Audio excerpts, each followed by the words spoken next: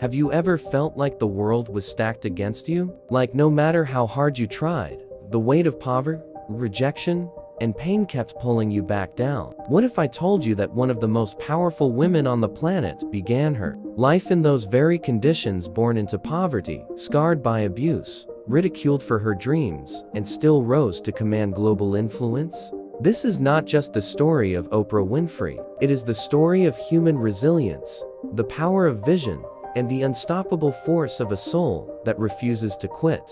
Oprah Gail Winfrey was born in 1954 in rural Mississippi to a teenage single mother. She entered the world with 3 strikes against her. She was poor, she was black, and she was female, in an America that often judged all 3 as barriers. Her early childhood was marked by extreme poverty. She wore dresses made from potato sacks because her grandmother couldn't afford real clothes. Kids laughed at her, but little Oprah didn't just endure, she dreamed. Even as a child, she would line up her dolls and pretend to host her own talk show. Subconsciously, she was already rehearsing the destiny that would one day become reality. But the pain came quickly. At the age of 9, Oprah was sexually abused by family members. For years, she carried trauma and silence, locked inside a child who could not yet understand why the people meant to protect her caused her so much pain. By 14, her life seemed to spiral. She ran away from home, became pregnant, and lost her baby shortly after birth. Imagine being a teenage girl told by society that you were worthless, carrying scars no one could see, and standing at the crossroads of despair. Most people would have broken. Many would have given up, but not Oprah. Why? Because deep inside, she had one unshakable belief: this is not where my story ends. That belief became her inner engine. It was not money, she had none. It was not support, most people doubted her. It was a vision planted deep in her subconscious. The vision of a girl who could speak, connect, and inspire. That vision pulled her forward. In high school, Oprah discovered her gift for public speaking. She won a scholarship to Tennessee State University through dramatic recitation contests. Imagine that, a girl who once wore potato sacks, now winning scholarships with her voice. That was the first sign of transformation. Her pain had become power. Every trauma, every rejection, became fuel for her ability to connect with audiences emotionally. At T19, she became the first black female news anchor at Black TV in Nashville. She was young, inexperienced, and terrified, but she brought something no one else did: authenticity. While other anchors read the news with robotic precision, Oprah spoke with warmth, with heart. Viewers felt her, but not everyone believed in her. In Baltimore, she was demoted from news anchor to daytime talk show host because producers said she was too emotional for hard news. For many, that would have been humiliation. For Oprah,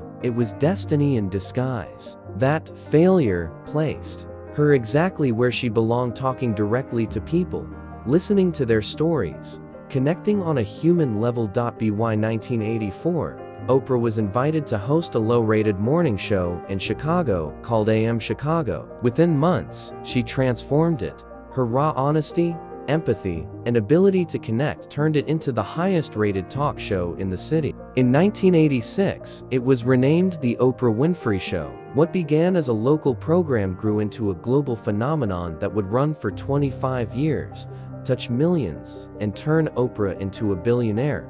But here's the deeper truth: Oprah's success was not just about talent. It was about mindset. She carried lessons forged in poverty and pain into the business world. Lesson 1. Turn wounds into wisdom. Her abuse, her struggles, her rejection, she never hid them. She spoke about them openly, transforming shame into healing, not only for herself, but for millions who saw themselves in her story. Lesson 2. Authenticity wins. Oprah refused to become a polished, fake TV personality. She cried on camera. She laughed uncontrollably. She embraced her flaws, and audiences trusted her because of it. Lesson 3.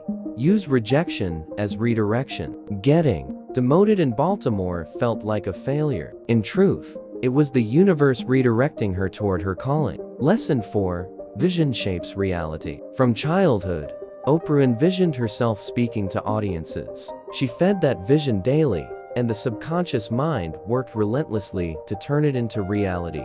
But Oprah didn't stop at television. She built an empire: Harpo Productions, O Magazine, O Network. She became the first African-American female billionaire. She created schools in South Africa, donated millions to education, and used her influence to uplift voices that were often ignored. Yet through it all, she never forgot where she came from. Oprah once said, "Turn your wounds into wisdom." That is not just a quote, it is the foundation of her life. She teaches us that pain does not have to define you. It can refine you. That your past may explain you, but it does not limit your future. That the deepest scars can become your greatest sources of strength if you choose to transform them.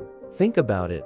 A little girl in Mississippi, abused, poor, humiliated, could have been lost forever. But instead, she became one of the most influential women in the world. Why? Because she decided her story wasn't going to end in tragedy. She rewrote it. And yes, you can do the same. Whatever your pain, whatever your failures, whatever rejection you've faced, you can either let it bury you or let it build you. You can either live inside the story the world tells about you or create a new story.